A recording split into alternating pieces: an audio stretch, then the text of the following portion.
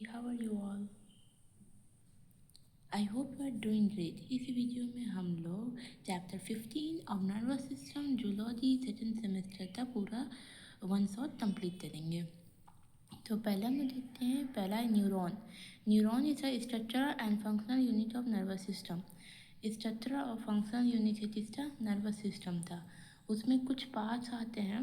जो पहला है पार्ट साइटोन, जिसको हम लोग सेल बॉडी भी कहते हैं। इसमें कंटेन होता है न्यूक्लियस एंड साइटोप्लाज्म। इसमें न्यूक्लियस होता है और साइटोप्लाज्म होता है। ये एक्ट करता है as a metabolic centre of the cell. फिर dendrite is a short branch production that receive incoming signals from other neurons or receptor।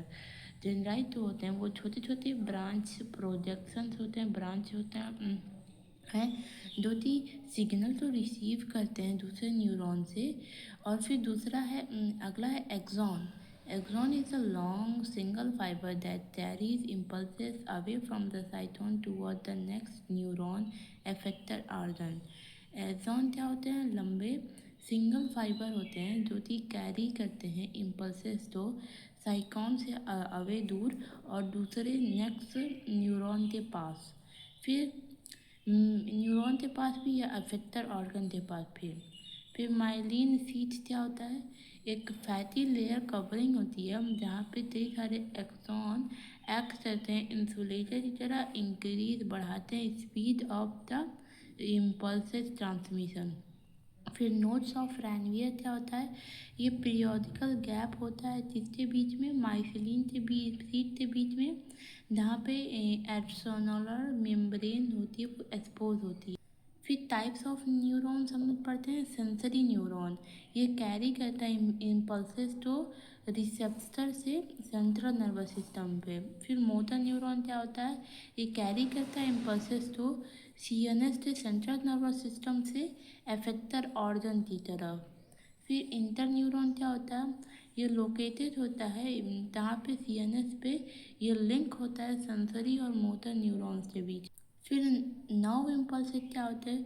ये transmission of sign in the along a nerve, ये transmitter होते हैं जिसके बीच में nerve fibre थे जो involve होता है in changes in the electrical potential around the membrane. किसी भी मेम्ब्रेन में जो इलेक्ट्रिकल पोटेंशियल है उसको चेंज करने में। पहला है उसमें resting potential. Resting stage inside the neuron is actually change related to the outside।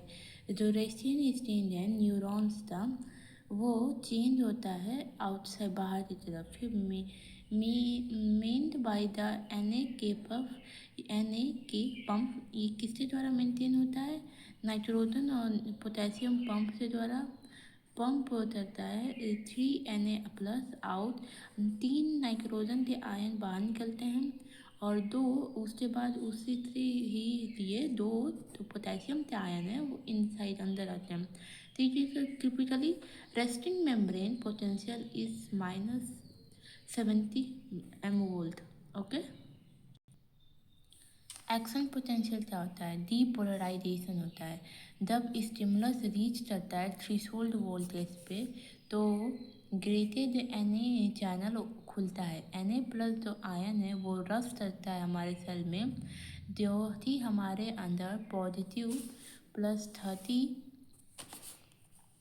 to 40 MV depolarisation करता है। इस प्रोसेस को डीपोलराइजेशन कहते हैं।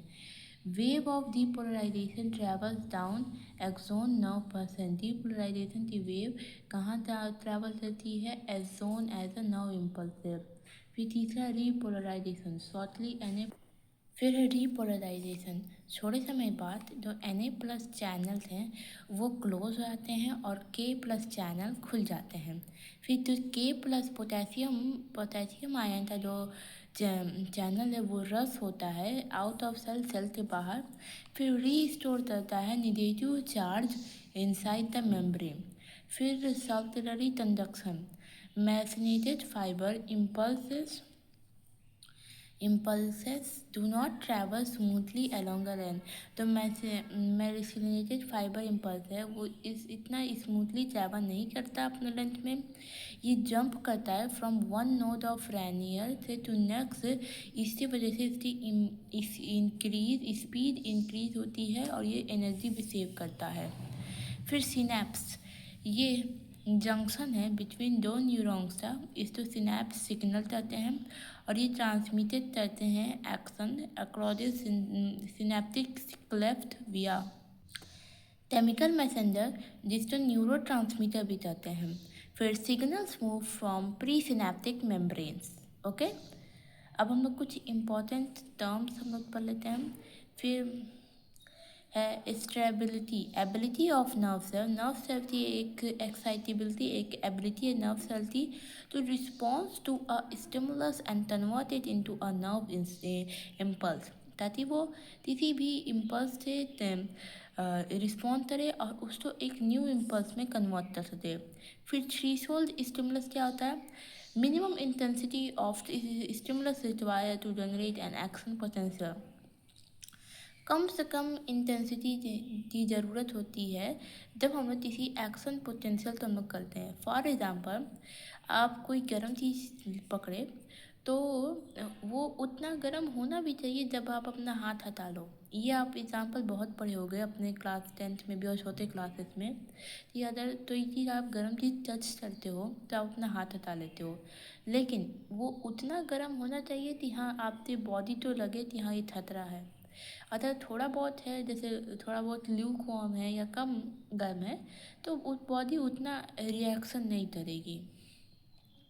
फिर रिफ्रैक्टरी पीरियड, रिफ्रैक्टरी पीरियड क्या होता है? छोटा सा पीरियड होता है जहाँ पे एक impulse nerve fibre cannot be stimulate कर जाए, जहाँ पे वो इम्पल्स दोबारा से स्टिमुलेट नहीं हो सकता, थोड़ा सा उसे टाइम चाहिए होता है। फिर न्यूरो ट्रांसमीटर, केमिकल सब्सटेंस,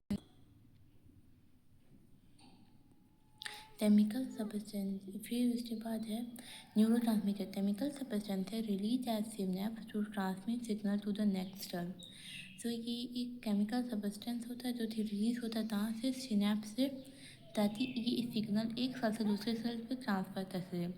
फिर ऑल आर नन लॉ एक ऐसा प्रिंसिपल है जो स्टार्टिंग करता है दैट न्यूरॉन रिस्पॉन्स कम्प्लीटली और not at all to the stimulus. ये ऐसा दिखाता है कि या तो न्यूरॉन पूरी तरीके से एक स्टिमुलस पे काम करेगा, वर्क करेगा, रिस्पॉन्स करेगा, या बिल्कुल भी नहीं करेगा। Okay, everybody, I hope this chapters and this video helps you all. Then please like this video, subscribe this channel और comment कीजिए आपका नेक्स्ट टॉपिक पे वीडियो चाहिए। Okay, thank you so much for watching, have a great day ahead.